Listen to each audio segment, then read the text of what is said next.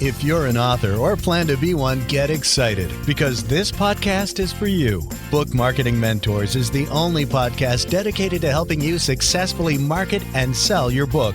If you're ready for empowering conversations with successful marketing mavens, then grab a coffee or tea and listen in to your host, international best-selling author Susan Friedman.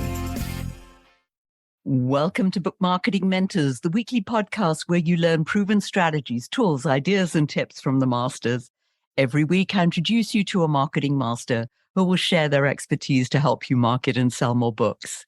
Today, my special guest is Andrew Dupy. Andrew is a true professional. He's the host of the popular Leaders Talk podcast and the Chief Relationship Officer for Leaders Press. With 15 plus years of experience in the publishing industry, Andrew has honed his skills in customer service, sales, support management, and executive leadership. Andrew, what an absolute pleasure it is to welcome you to the show. And thank you for being this week's guest expert and mentor. Thank you so much, Susan. It's a real pleasure being here. So, Andrew, as we were talking before the show, you and I have got something in common.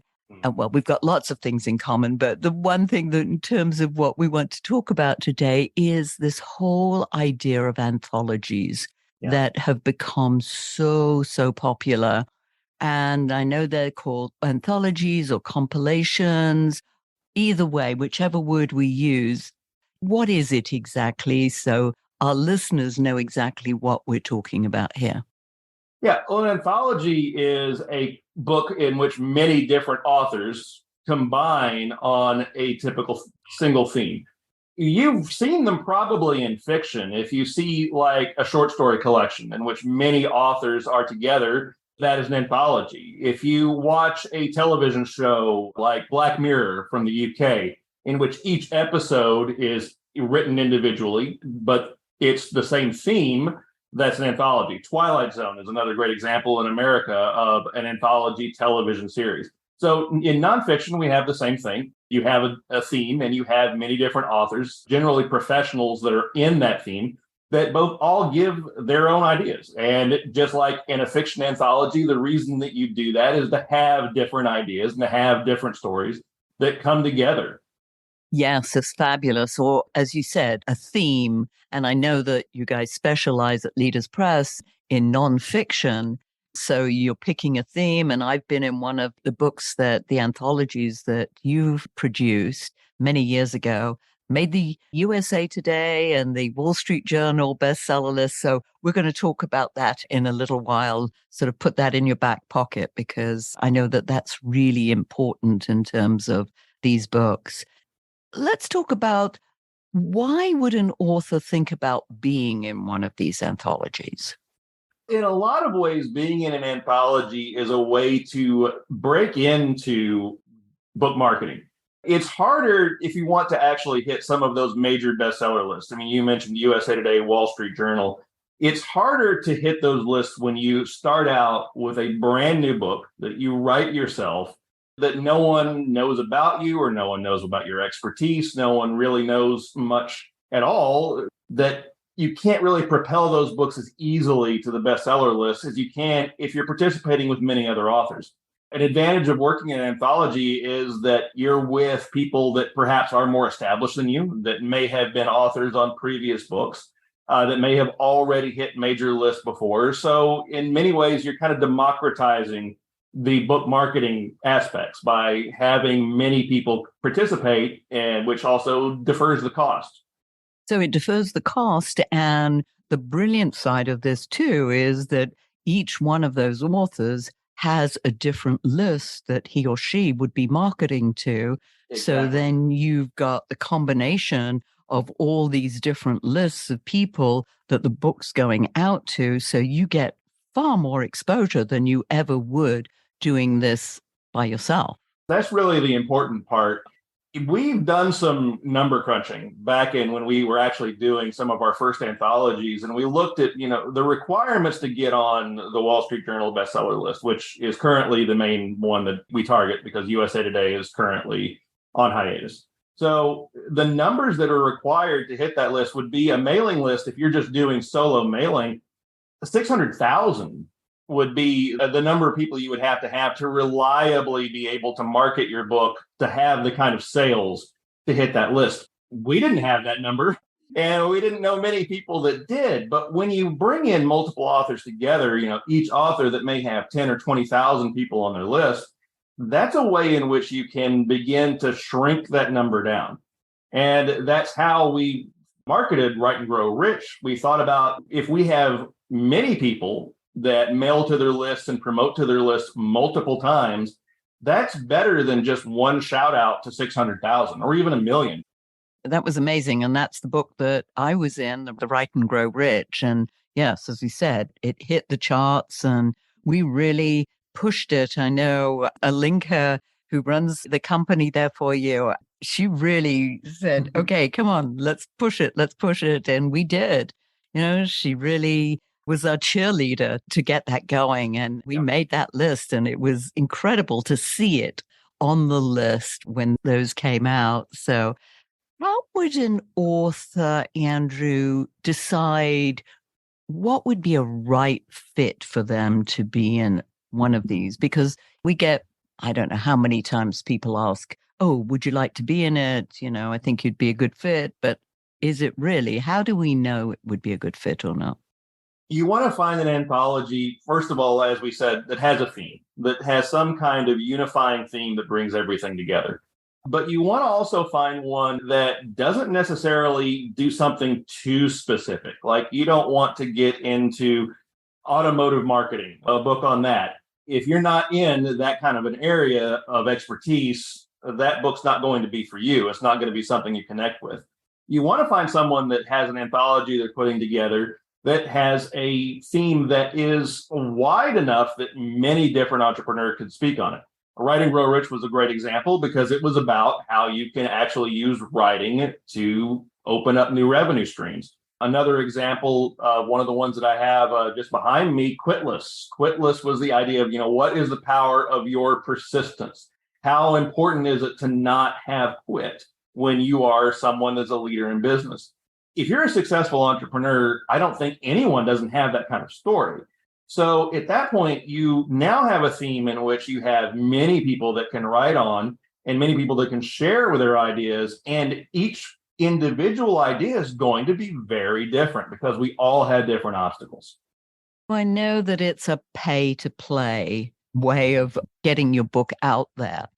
What is the expectation from an author's standpoint to be involved in one of these?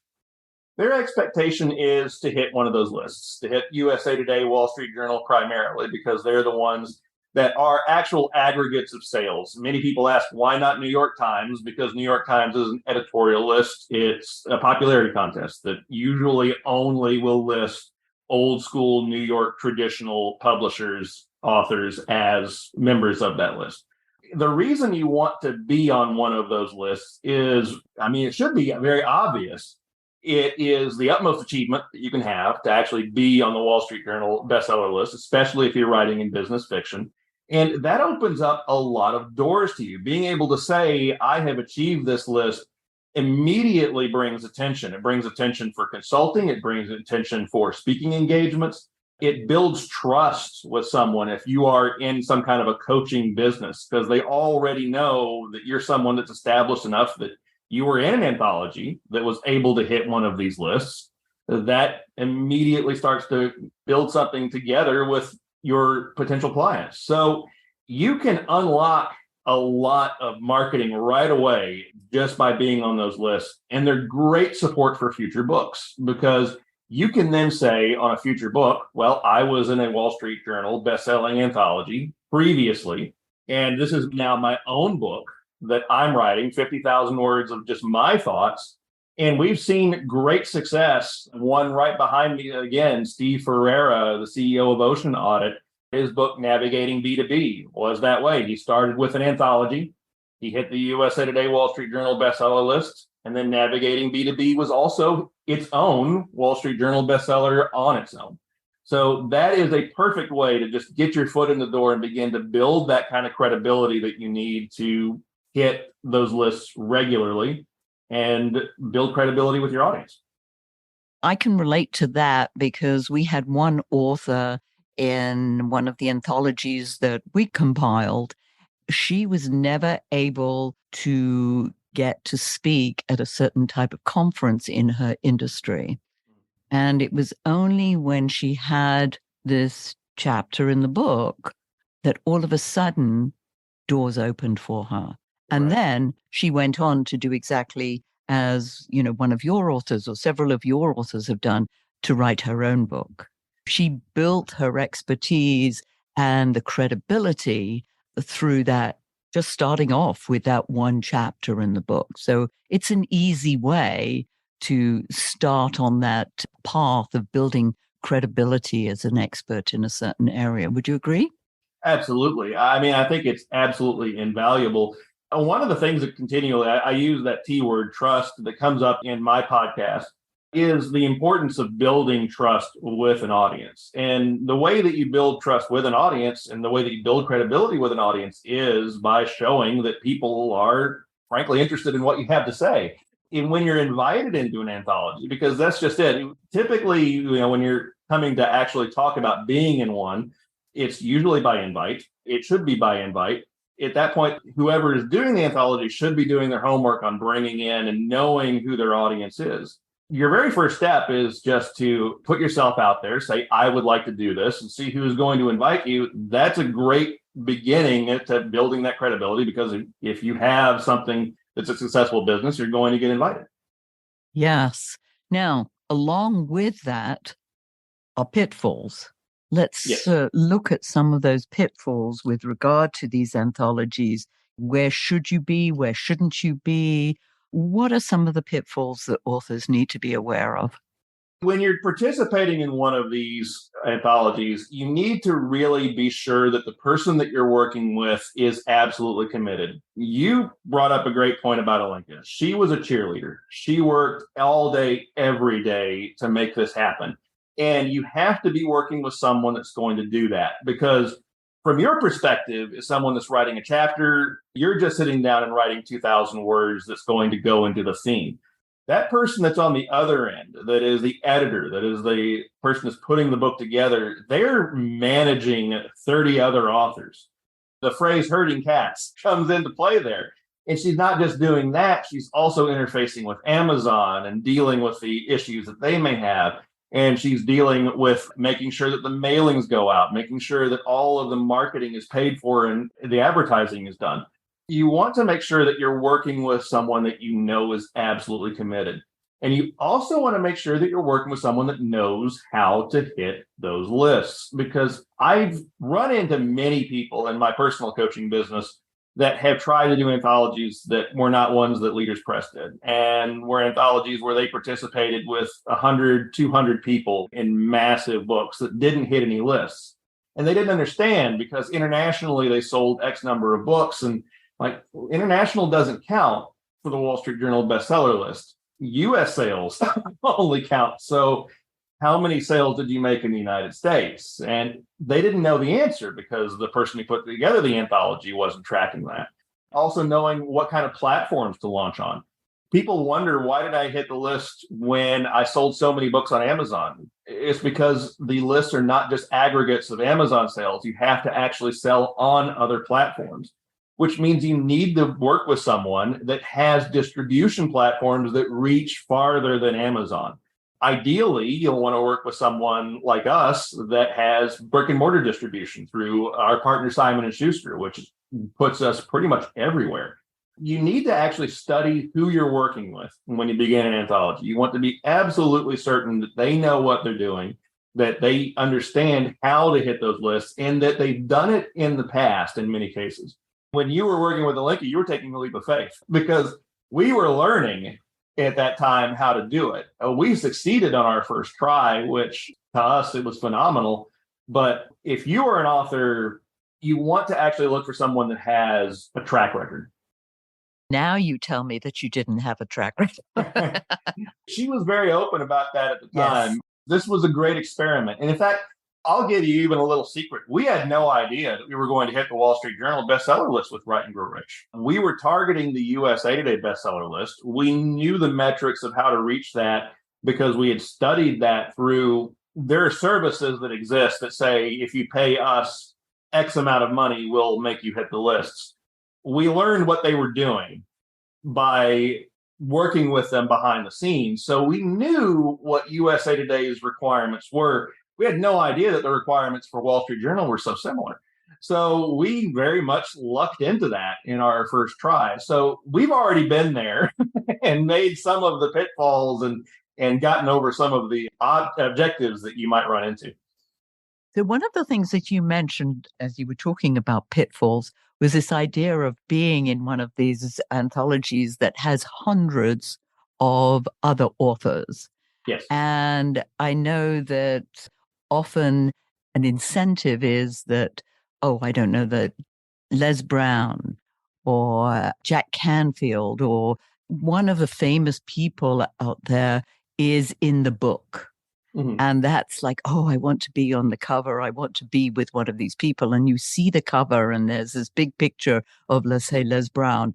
Then all these tiny little pictures of everybody else. And it looks so busy and so unappealing to me personally to read something like that.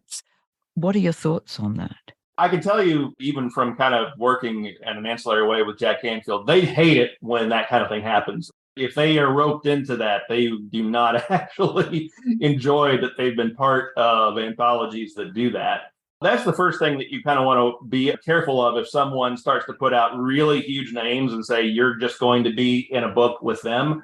Yeah, you can be very heavily overwhelmed by them. And in many cases, those authors might not even really be happy that they're being used in that way.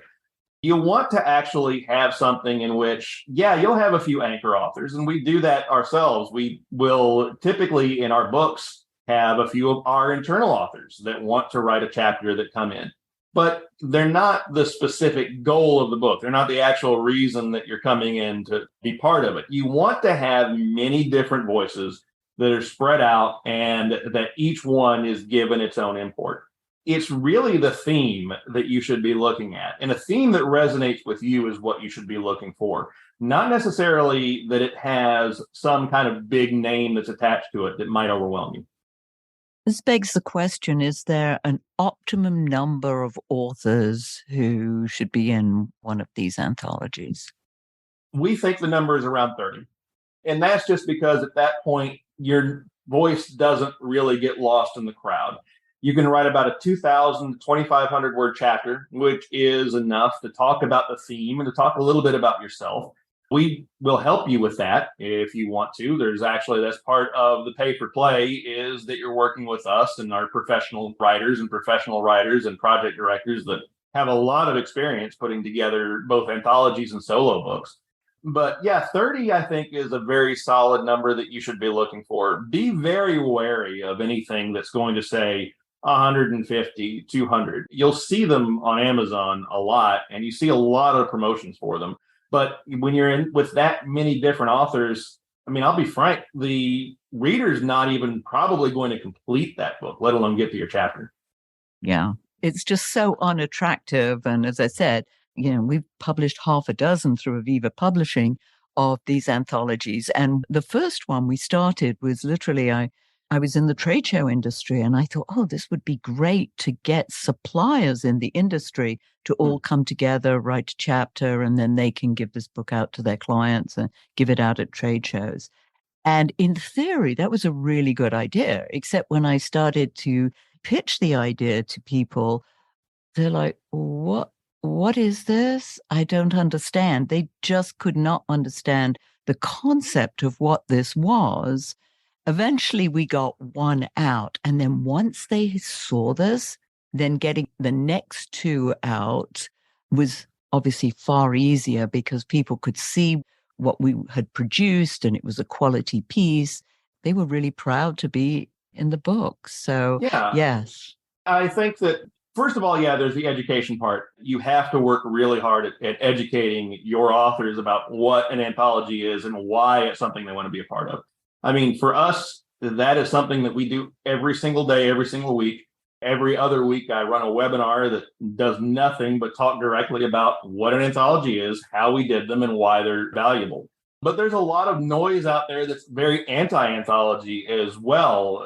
You will hear it if you begin to actually do heavy research into it, because there are the old traditional publishing models, and there are people that work in the old traditional publishing model that absolutely hate it. And they think that it's a cheat, and that if you're going to be in an anthology that hits the Wall Street Journal list, then that's not correct. You shouldn't do it that way. And don't listen to that, not just because that's part of our business, but because if you are actually a part of something that is a good quality product, that has a theme, there's absolutely no reason that your voice should be silenced just because you didn't do it the way that someone else did, or just because you didn't do it the way that the traditional publishing models wanted you to. And think very hard as well. There's reasons why traditional publishing doesn't like this kind of model, and it has very little to do with them trying to protect the integrity of the lists, and more to do with them trying to protect the integrity of their bottom line and their former monopoly on publishing. No, and I think it also goes back to what we talked about earlier, that this is an easy way for an expert, a professional who would like to get the credibility in their marketplace to at least start. Because yes, lots of people say, oh, I want to write a book. But, this isn't an overnight thing you can do necessarily. Maybe with ChatGPT these days, but, and then you want to be careful. Writing 2,000 words, we had 2,500 words. It's like a long article. It's a feature article. It's so much easier. And I know that one of the things that you do well, and we learned over the years that it was a good plan after making several mistakes, like you did as well, is that if you have a format, like a template to follow, that each author knows that they need to answer this question as it relates to their topic. And it sort of then helps the whole book flow much better. And that was what we did through a linker with Write and Grow Rich. Right. Yeah. You want to be answering a question for the reader. And that's really the important thing is, how did you overcome something? What is your secret to success? Those are the things that resonate with your audience. So absolutely, you want to have a theme that is going to be directed, and you're going to be always in every single chapter, you're going to be answering that question that is plaguing the reader, that's bothering the reader, that they're trying to seek a solution for. And in every single chapter, part of that solution can be working with someone like yourself. And that is where you begin to segue that into other avenues, because that's where you can say, whether you're in IT or whether you are in just direct one-on-one coaching about business, making yourself stand out as someone that has a great idea will resonate with the reader that's looking for the answer to their pain on that idea. And then in anything you do further from that, whether you just leave the anthology alone, say that's what I had and that's what I did and that's going to be my lead generator, or if you then go and make your own books or segue that into a public speaking engagements or a coaching business, answer to that pain point is really just something that you can continue to use. Our authors, I'm sure, will want to know sort of a ballpark of what kind of investment they would be making in something like this. In general, you're going to be looking for an anthology that's going to be charging around $5,000 to $7,000. If it's a lot less than that, you got to actually ask yourself, are they going to have the financial wherewithal to do the proper marketing for this book? Are they going to be able to actually use enough funds to hit the list reliably the way that someone that's going to be offering, a $5,000 to $7,000 offer is going to be doing? If it's significantly more than that, the question then becomes, well, why are they going to need that much more? Why am I going to invest in this one particular thing and when I could actually probably have my own book that I could reach for significantly more than that? So that's the sweet spot that we found for us, was in that area. And I think that if you're looking for an anthology for a buy-in, that's a very solid number to be looking for, especially because I think that's a number that you could very easily make whole just through the ways that you can actually deploy that anthology to help you in your marketing. Yeah, that's good. And one other thing that listeners might not be aware of, but at the end of your chapter, there's an opportunity to have your bio. And then we always did an opportunity to advertise your services. Yep. So that's always an added bonus because you've got your chapter, but then who are you? So Exactly. people want to know, and then how can they get hold of you? Exactly. That's the thing. A book isn't necessarily going to give everyone all the answers they're looking for. The whole idea is that it is engaging them enough that they're then going to engage you further. When you're writing a nonfiction business book, there's all kinds of tricks to the trade of how you do that. The calls to action within your individual chapter to say, here's who I am and here's how to reach me. The ways that you can build with a book, just adding a few landing pages or a few QR codes at the very beginning that could even be scanned off of an Amazon page and take them right away to links for the individual authors. There's many, many different ways that you can bring attention to yourself just through a very small chapter, 2,500 words. Now, this is a beautiful segue, Andrew, for you to share more about Leaders Press and what you do and how people can get hold of you. Absolutely. Well, I mean, Leaders Press, we are a hybrid publisher. We serve the business community primarily in nonfiction books. We write legacy pieces and lead generators, or help write legacy pieces and lead generators for CEOs, entrepreneurs, coaches, consultants, business people around the world. We've been doing it since 2017 was when we actually launched our first book, Pocket Mentor. And since then, we've gone from doing 4 books a year to, at this point, almost 100 a year. And the way that we work is by working directly with our authors to help them basically answer the question, how do I get a book out? Whether it's through participating in anthology or whether it's through needing ghostwriting support and editorial support, publishing, marketing support, or whether you even have your own manuscript and are looking for just someone that can publish, edit, and market it. We offer solutions for all of those things. You can find us at leaderspress.com. We have the domain. And if you want to hear more from me, you can find me at the Leaders Talk podcast, which can be found at leaderspress.com. We are live every single Wednesday with either supporting our authors or bringing in outside experts to talk about business and books. Beautiful. And we always have our guest leave with a golden nugget. So, Andrew, what is your golden nugget? I will cheat and I will say, as a podcaster myself, I get to pick so many brains. And the one answer that I get when I ask for something like this is just go ahead and do it. The more that you spend time thinking about writing a book or participating in something like this, or thinking, I'm going to wait for my exit, or I'm going to wait till I have more experience in business, or I'm going to wait for, whatever is that thing that's holding you back. Every single day that you are taking doing that is taking away from days that you would be building your brand, that you would be marketing these books, that would actually be getting you closer to being whole on them. And then at that point, having just absolute gravy in your revenue streams. I really feel that the just do it, I'll steal from Phil Knight there, is a fantastic motto to have if you are even remotely interested in getting into the writing phase. Yes, so much wisdom there is, literally just do it. I mean, I'm very good at trying to think this through and yes, let's wait and I'm not quite ready, but that day will never come. So everyone I ask, every author, what is your main regret? Their answer is, I didn't do it earlier. Yeah, so it's that fire, what is it? Ready, aim, fire, but fire. Ready, fire, aim. Aim, yes. That is Alenka's motto, and she'll laugh at this when she hears that. I love it. Excellent. Thank you, Andrew, so much for sharing your wisdom. This is something special, near and dear to my heart, because, we've been involved for many years with doing these anthologies, and I know that you guys know exactly how to do it. You've got the formula right. And yes, I would definitely recommend people who are interested in that to check you out. By the way, listeners, if your book isn't selling the way you wanted or expected it to, let's you and I jump on a quick call together to brainstorm ways to ramp up those sales. because you've invested a whole lot of time, money, and energy. And you know what? It's time that you got the return that you were hoping for.